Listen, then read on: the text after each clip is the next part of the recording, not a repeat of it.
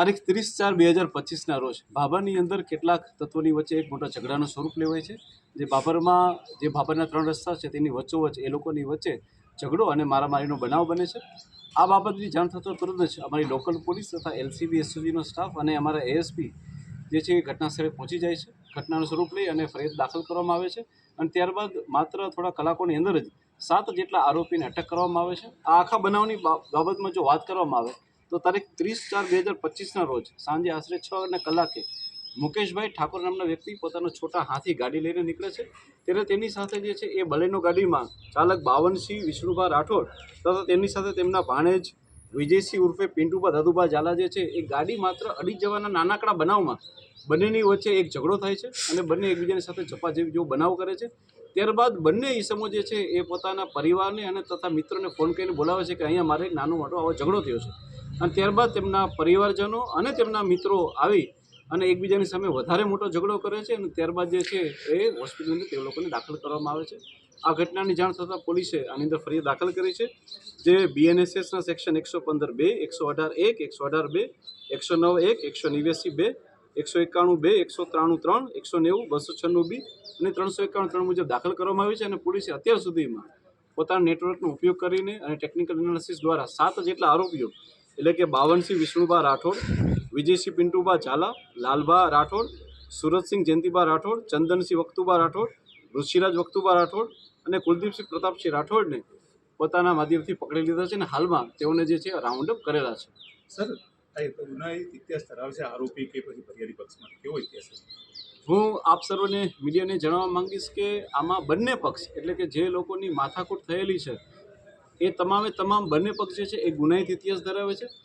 જે વ્યક્તિ જે છે એ મુકેશભાઈ સંગ્રામભાઈ ઠાકોર અને તેના પિતા જે છે સંગ્રામભાઈ ઠાકોર એ આની પહેલાં પણ અનેક આવા બોડી ઓફેન્સના ગુનાઓમાં આવેલા છે। સંગ્રામસિંહના જે દીકરાઓ છે એટલે કે નવગણ સંગ્રામજી ઠાકોર, મીઠાજી સંગ્રામજી ઠાકોર, વિક્રમજી સંગ્રામજી ઠાકોર એ જે છે આની પહેલાં પણ બોડી ઓફેન્સના ગુનામાં દાખલ થયેલા છે। આ સિવાય જે આરોપી પક્ષ જે છે તેની અંદરથી બી સુરતસિંહ જયંતિભા રાઠોડ, ચંદનજી વખતુભા રાઠોડ, ઋષિરાજ, કુલદીપસિંહ અને જયદીપસિંહ આ તમામની વચ્ચે પણ જે છે એ આની પહેલાં બોડી ઓફેન્સના ગુનાઓ દાખલ કરવામાં આવેલા છે। આ ઘટના બની સર, એના ઉપરથી બનાસકાંઠા જિલ્લાને સમાજ વચ્ચે વિવાદો ઉભા થઈ ઘટના તેને લઈને કેવી કાર્યવાહી પોલીસ કરશે અને કેવો ગુનાહિત કેસ ન બને પરિવાર આવું બને કાર્યવાહી? હું તમામ ઇલેક્ટ્રોનિક્સ મીડિયાના માધ્યમથી તથા પ્રેસ મીડિયાના માધ્યમથી હું બનાસકાંઠાના તમામ રહેવાસીને અને બાકીના તમામ લોકોને હું કહેવા માંગીશ કે આ કોઈ પણ એક જ્ઞાતિ કે જાતિ દ્વારા બીજી જ્ઞાતિ કે જાતિ ઉપર કરવામાં આવેલો હુમલો નથી। જો આની અંદર ઊંડાણથી જોવામાં આવે તો ઝઘડો કરનાર બંને પક્ષો જે છે એ ગુનાહિત માનસિકતા ધરાવે છે। આની પહેલાં પણ એ લોકો બોડી ઓફેન્સમાં સામેલ છે। આ માત્ર ને માત્ર બે પરિવારોની વચ્ચે થયેલો ઝઘડો છે। નથી કોઈ દરબાર કમ્યુનિટી, કોઈ ઠાકર કમ્યુનિટી કે નથી કોઈ ઠાકર કમ્યુનિટી કોઈ દરબાર કમ્યુનિટીને મારેલા છે કે પર્ટિક્યુલર કોઈ જ્ઞાતિ જાતિ કે ધર્મના હોવાથી કોઈ લોકો એકબીજાને મારેલા નથી। આ માત્ર ને માત્ર એક સામાન્ય ગાડી અડી જવાથી માત્ર પોતાના ઈગો ઉપર લઈ અને બંને પક્ષ જે છે એ ગુનાહિત માનસિકતા ધરાવતા હોય તેમના દ્વારા એકબીજાની ઉપર હુમલો કરવામાં આવેલા છે। આની સાથે કોઈ પણ જ્ઞાતિ જાતિ કે ધર્મને કોઈ લેવા દેવા નથી। એટલે હું તમામ લોકોને અપીલ કરવા માંગીશ કે તમામ લોકો જે એ બિલકુલ શાંતિ જાળવશે અને પરંતુ કોઈ પણ વ્યક્તિ કોઈ પણ જ્ઞાતિ કે જાતિની વિરુદ્ધ જે છે એ નિવેદનો, આવેદનો કે ત્યારબાદ જે છે